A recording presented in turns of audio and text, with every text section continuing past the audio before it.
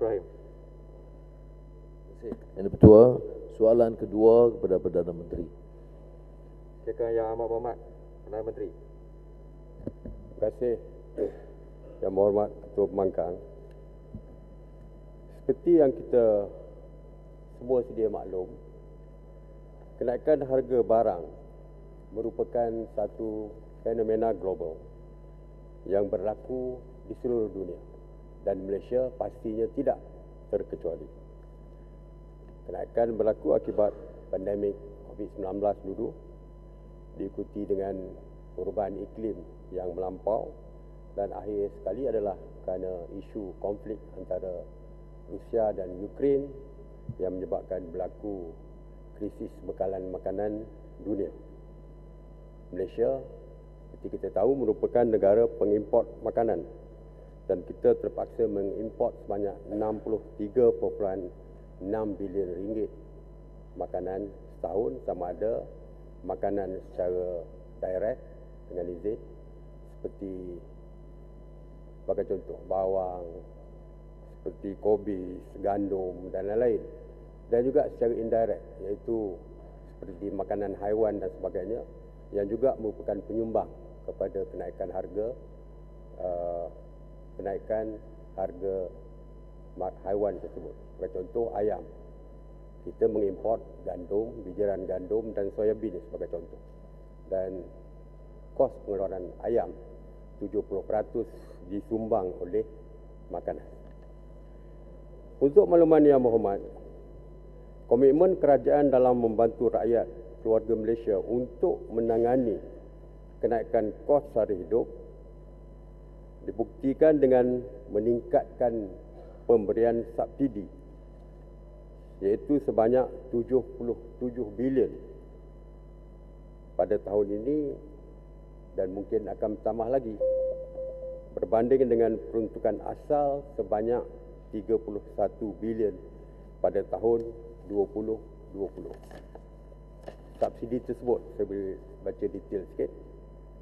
Minyak masak 4 bilion ringgit, gandum 40 juta, gas LPG 2.6 bilion, diesel 7.5 bilion, RON 95 27 bilion, tarif elektrik dijangka bagi 5 bilion ringgit. Jadi untuk mengurangkan tekanan harga, maka kerajaan meneruskan subsidi. Saya sebutkan meneruskan subsidi. Tidak ada subsidi yang ditarik. Kalau ada kempen-kempen mengatakan sila kembalikan subsidi, itu tidak betul kerana subsidi tidak pernah ditarik balik sejak daripada mula kita laksanakan. Saya beri contoh kesan daripada subsidi kita menyebabkan inflasi kita kekal rendah. Saya kira paling rendah di Asia Tenggara dan juga mungkin seluruh dunia. Inflasi kita kekal pada 2.8%. Dan jika subsidi tidak diberikan, inflasi mungkin meningkat kepada 8 hingga 11%. Saya bandingkan dengan negara lain. Negara jiran kita, Thailand, 7.7% inflasi. Singapura, 5.6%. Indonesia, 4.4%. Negara lain yang besar, UK, United Kingdom, 9.1%. USA 9.1%, EU 8.6%. Maknanya kerajaan berbelanja lebih daripada 77 bilion bagi memastikan rakyat tidak terkesan teruk akibat daripada kenaikan harga barang yang berlaku di seluruh dunia. Dan kerajaan juga selain pada memberi subsidi, kita tahu di pihak kerajaan Barisan Nasional dulu, termasuk di pihak kerajaan sebelah sana dulu, PH, juga bercakap soal subsidi bersasar supaya rakyat yang berhak saja mendapat subsidi, seperti golongan B40 dan sebahagian daripada N40. Supaya T20 yang menikmati subsidi mungkin tidak perlu mendapat subsidi. Warga asing yang berada di Malaysia sekarang ini menikmati subsidi seperti rakyat kita yang lain. Jadi untuk itu, selain daripada kita memberikan subsidi, kerajaan juga menambahkan bantuan keuangan secara tunai melalui Bantuan Keluarga Malaysia BKM. Sebab kita tidak boleh memberikan subsidi kepada setiap barang yang naik harga. Takkan bawang naik harga, besok kita bagi subsidi bawang. Jadi kita beri tunai. Setakat ini maksimum yang diperoleh oleh B40 ialah sebanyak RM2,600 setahun.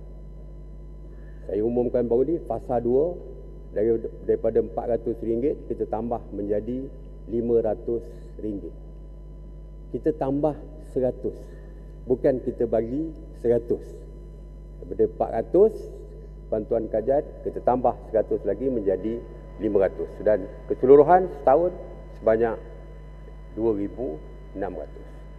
Dan kita ada 2 fasa lagi akan datang ini, fasa ketiga dan fasa keempat. InsyaAllah kita akan tengok dari segi keadaan. Kalau perlu naik, kita naikkan. Kalau harga barang sudah stabil, kita tidak naikkan lagi. 2 perkara yang selalu disebutkan tentang ayam. Kita sebenarnya memberi subsidi kepada ayam untuk memastikan harga ayam tidak naik, iaitu sebanyak 1.1 bilion untuk ayam dan telur. Telur kita masih beri subsidi sebanyak 3% baru, 3 sen baru-baru ni. Mulai 1 Julai, harga ayam kita kurangkan 20 sen dari segi subsidi, dan kesan daripada tindakan kajian hari ini harga ayam dan juga bekalan ayam sudah pun stabil. Walaupun kita tetapkan harga kawalan RM9.40, tetapi purata nasional harga ayam pada 9 Julai telah menurun kepada RM9.22 dan negeri Pahang merekodkan harga terendah iaitu RM8.95. Jadi intervensi kerajaan menunjukkan kejayaan kerana ayam bekalan sudah pun stabil dan harga dapat dikurangkan. Mengenai minyak masak, ini yang dipersoalkan. Kita tidak tarik minyak masak secara keseluruhan. Minyak masak untuk kepentingan rumah, kegunaan rumah, di dalam paket ada tulis di paket tersebut untuk kegunaan domestik, itu kegunaan rumah. Jadi kita kekalkan minyak masak tersebut. Yang kita tidak teruskan ialah minyak masak di dalam botol. Kerana bermula pada bulan Ogos 2021 sewaktu PKP diperkenalkan subsidi minyak masak berbotol ini selama 3 bulan. Tetapi kerana ekonomi masih tidak dibuka ketika itu, jadi kita terus sambungkan. Dan seperti kita tahu 1 April kita telah membuka ekonomi kita, jadi tiada keperluan nanti untuk minyak masak berbotol, maka kita hentikan subsidi untuk minyak masak berbotol, tetapi untuk kegunaan rakyat biasa, B40 dan sebagainya, minyak masak berpaket, kita masih teruskan subsidi sebanyak RM4 bilion. Yang selalu kita banding-bandingkan adalah minyak masak 5 kg.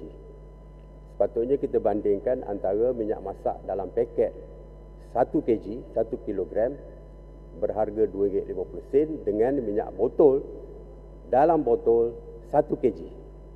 Dan harga minyak botol 1 kg, minyak masak 1 botol 1 kg adalah RM9, iaitu kalau tidak disubsidi, minyak masak akan berharga RM9.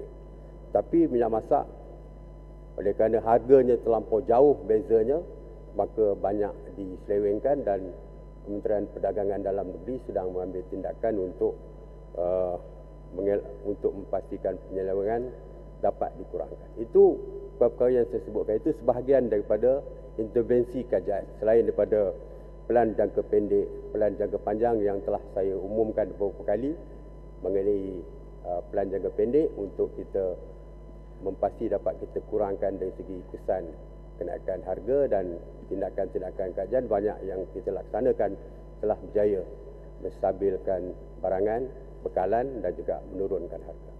Terima kasih. Terima kasih. Silakan Yang Berhormat. Terima kasih Perdana Menteri atas penjelasan dan juga beberapa langkah diambil, termasuklah melalui pasukan khas jihad tangani inflasi dan Majlis Tindakan Sara Hidup Negara.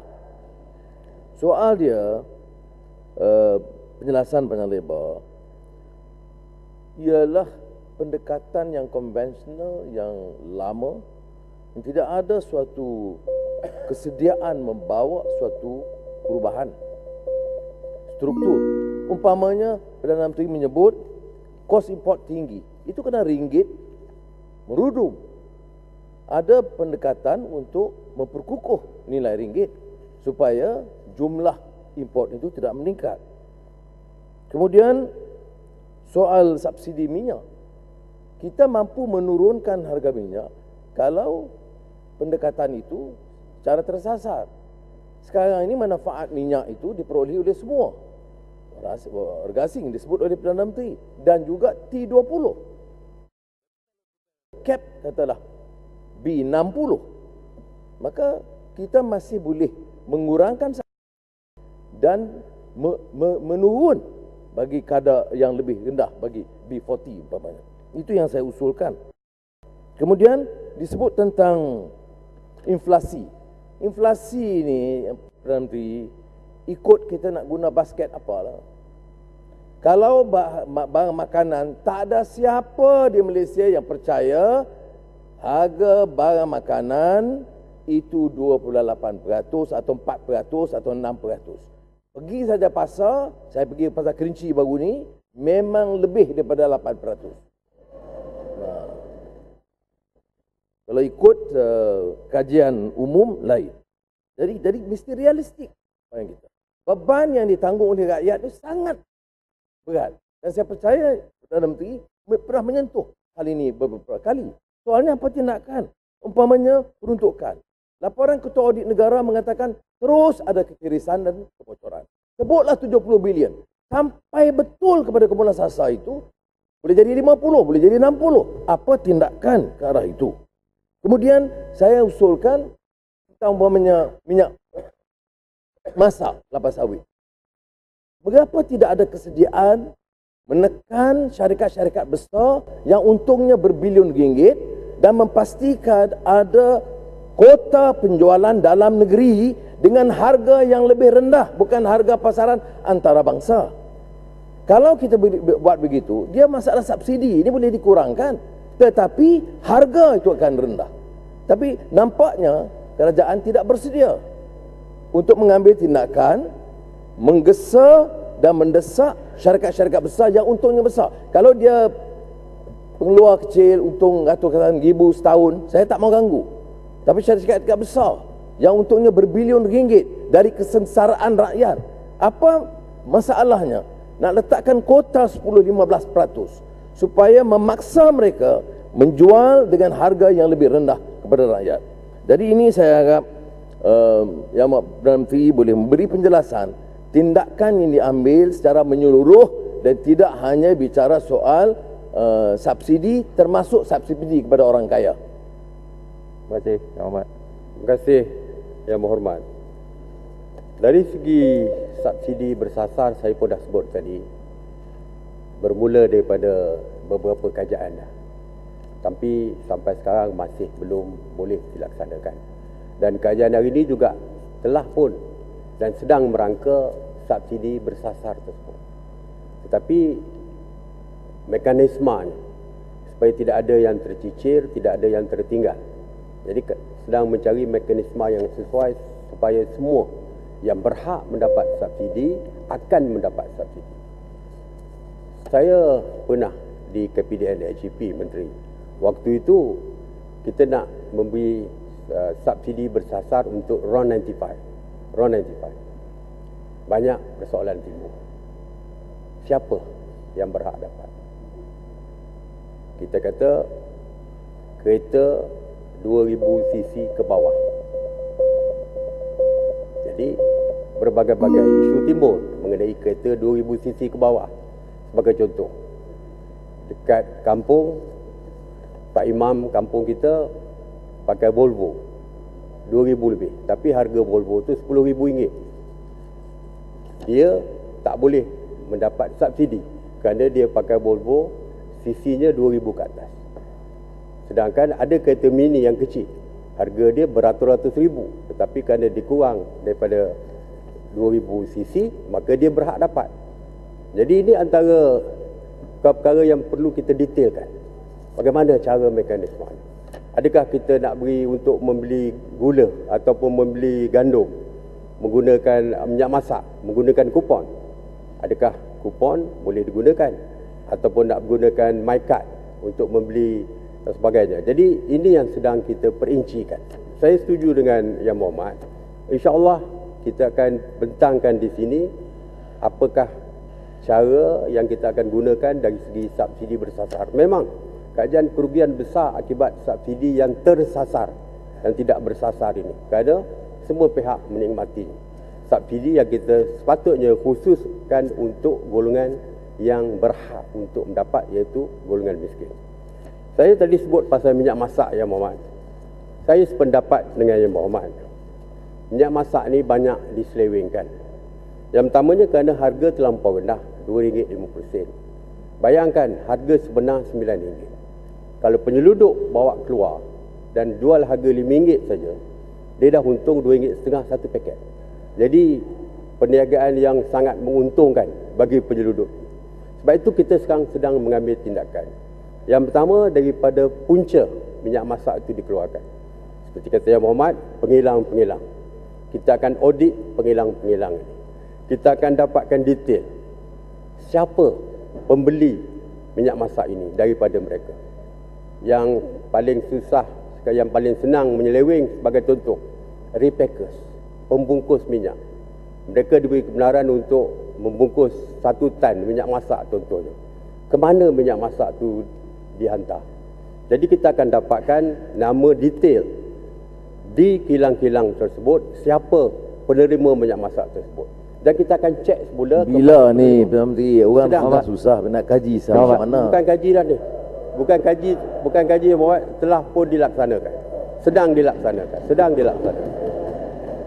Jadi kita akan dapatkan nama yang dibekalkan dan kita akan cek dengan pembekal tu berapa banyak dia dapat. Sebab kadang-kadang tak sampai ke pembekal, seperti yang Muhammad sebut tadi, tak sampai ke pembekal, daripada kilang bawa ke lain. Jadi kita akan dapatkan detail untuk memastikan tiada penyelewengan. Yang kedua, sempadan. Isu di sempadan ni, Yang Muhammad, waktu saya jadi Menteri KPDN dulu, saya berjumpa dengan pihak penguatkuasa di sempadan. Penyelundupan barangan ini dari segi prioriti je jatuh nombor 5, nombor 6. Nombor 1, penyelundupan dadah, penyelundupan senjata, perdagangan manusia, penyelundupan orang dan sebagainya. Ini yang prioriti kepada penguatkuasa di sempadan. Tetapi setelah perkara ini berlaku penyelewengan yang begitu teruk, banyak minyak-minyak dijual di Thailand dan sebagainya, kita telah mengeluarkan arahan supaya bukan saja pihak penguatkuasa KPDN HEP yang ditugaskan untuk mengawal minyak masak ini, tapi juga pihak polis, pihak tentera juga akan terlibat dari segi pengawalan supaya minyak ini tidak sampai keluar daripada sampai ke negara lain. Yang susah nak dikawal ni, Yang Berhormat, ini praktikal lah, kita bercakap soal praktikal. Minyak masak paket untuk penggunaan rumah. Tapi pengusaha-pengusaha restoran besar menggunakannya. Dan satu lagi yang agak sukar kita nak kawal, Yang Berhormat, kalau Yang Berhormat mengawal minyak ni pun takkan sampai hati nak ambil tindakan. Makcik-makcik yang jual goreng pisang, mereka tak boleh menggunakan minyak masak untuk kegunaan jual goreng pisang. Itu salah. Sebab minyak masak paket ini tidak boleh untuk komersial. Jadi salah. Jadi, tapi adakah penguatkuasa nak saman makcik tukang masak ni atau rampas minyak masak mereka? Nanti dituduh kita zalim pula kepada rakyat yang miskin ini, yang nak menjual kais pagi, makan pagi ini. Jadi bukan sesuatu yang mudah seperti ABC, tetapi ada perkara yang kita perlu pertimbangkan. Tapi percayalah Muhammad, kerajaan tidak berdiam diri. Perdana Menteri tidak boleh dikatakan tak melakukan apa-apa tindakan. InsyaAllah kita akan lakukan yang terbaik untuk negara. Terima kasih. Yang Muhammad Jempol, Jerai. Ya, terima kasih.